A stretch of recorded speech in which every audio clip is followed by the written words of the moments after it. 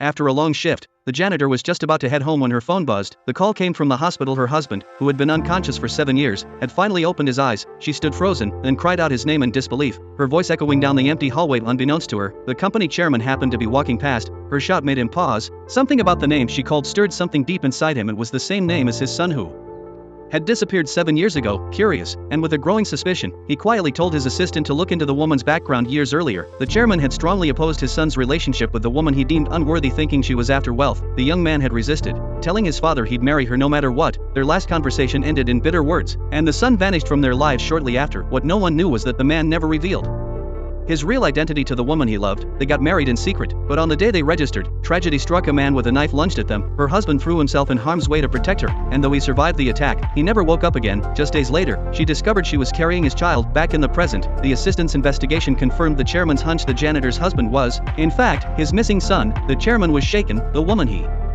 had once dismissed had stood by his son for 7 silent years. He decided to bring her and her husband back into the family with the dignity they had been denied. Meanwhile, the woman finally stood face to face with her husband. Now awake, years of hope, heartbreak, and exhaustion poured out as she wept by his bedside. He didn't yet know who he truly was, and she still didn't know the life he had walked away from, needing closure. She visited her parents. They had begged her all those years ago to let the man go, to move on, but she had chosen to stay by him. Her father, tough but protective, tried to mask his worry with frustration, only to be stunned when she announced she wanted a divorce. She had racked up massive debts caring for her comatose husband, and now that he was conscious again, she didn't want him burdened by her financial ruin. She believed he deserved a fresh start, one she couldn't give. Devastated, her parents accepted her choice, but before long, a man came knocking.